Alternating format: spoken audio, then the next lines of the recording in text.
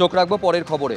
ইসলামপুরের shoot out, school যাওয়ার পথে গুলিতে ঝাঁঝরা হয়ে মৃত্যু হলো স্কুল শিক্ষকের। যখন স্কুল যাচ্ছিলেন ওই শিক্ষক, তখন তাকে উদ্দেশ্য করে দুষ্কৃতীরা গুলি ছোড়ে। হাসপাতালে নিয়ে যাওয়ার পথেই মৃত্যু হয় তার।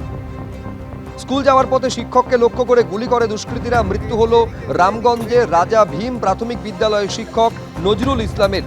শিলিগুড়ি মেডিকেল কলেজ হাসপাতালে নিয়ে যাওয়ার পথে মৃত্যু হলো তার। কিন্তু কি কারণে হামলা চলল, কারা এই ঘটনার পেছনে জড়িত, তা খতিয়ে দেখছে পুলিশ।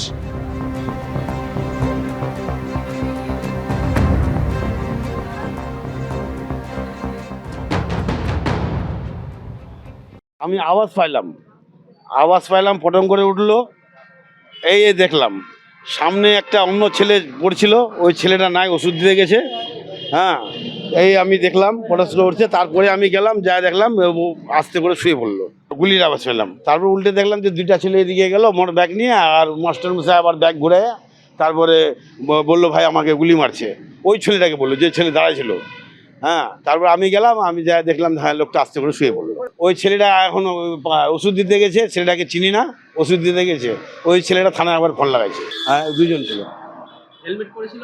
হ্যাঁ, হেলমেট তো ছিলই, হেলমেট না হলে হবে? এসপি আসলো, কি কথা বললো আপনার সাথে? আমাকে বলছে আপনার মোবাইলটাতে সঙ্গে কি কি কথা হয়েছে, ওর ডকুমেন্টস। আমি ওর ডকুমেন্টস তো আমার কাছে নাই কোনো কিছু। আমার হাজবেন্ডের মোবাইল নিয়ে গেল। শুধু এই কথা হলো? হ্যাঁ।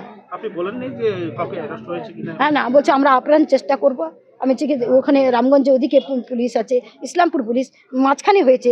আজ অব্দি এখনো 24 ঘন্টার মধ্যে গিয়ে এটা খবর পাওয়া যাবে না, তো 12 ঘন্টার হয়ে গেল, তবু খবর পাওয়া গেল না।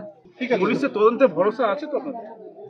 হ্যাঁ, ভরসা তো থাকবেই, ভরসা তো থাকবে। ভয়াবহ ঘটনা ঘটে গেল ইসলামপুরে। স্কুলে যাচ্ছিলেন প্রাথমিক স্কুলের শিক্ষক, এবং তখনই তাকে লক্ষ্য করে গুলি ছোড়া হয়। দুষ্কৃতীদের ছোড়া গুলিতে মৃত্যু হলো স্কুল শিক্ষকের। হাসপাতালে নিয়ে আসার পথে মৃত্যু বলে জানাচ্ছেন চিকিৎসকেরা। কিন্তু কারা এই ঘটনা ঘটালো, কি কারণে তাকে লক্ষ্য করে গুলি ছোড়া হলো, এখনো পর্যন্ত সেটা স্পষ্ট নয়। পুলিশের কি বক্তব্য দেখুন।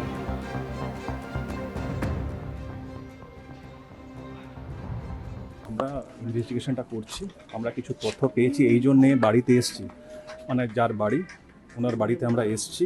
আমরা খবর পেয়েছি, এরপরে আমরা কিছু লিড পেয়েছি, ওই লিড উপরে কাজ করছি। বেশি এর থেকে বেশি আপাতত কিছু বলতে পারছি। কি মনে হচ্ছে, কি কারণ স্যার এই খুনের পিছনে? এখন আমরা বলছি তো ইনভেস্টিগেশন চলছে। স্যার ইনি কারো কাছে টাকা পেতেন স্যার, এরকম সেটা এখন আমরা রিভিল করতে পারবো না, খুব ইনিশিয়াল স্টেজে ইনভেস্টিগেশন আছে, সেটা আমরা একটু এগোই, এরপরে আমরা গ্রেপ্তার এখন ইনভেস্টিগেশনটাই তো করছি। এখন কারা এই ঘটনা ঘটালো তার তদন্ত করে দোষীদের গ্রেফতার করতে হবে, এ বিষয়ে রাজ্য প্রশাসনের বিবৃতি দাবি করে আর কি বলেছেন রাজ্য বিধানসভার বিরোধী দলনেতা ঋতব্রত বন্দ্যোপাধ্যায়, কি বক্তব্য কংগ্রেসের প্রাক্তন সাংসদ অধীর রঞ্জন চৌধুরী, পরপর দেখুন।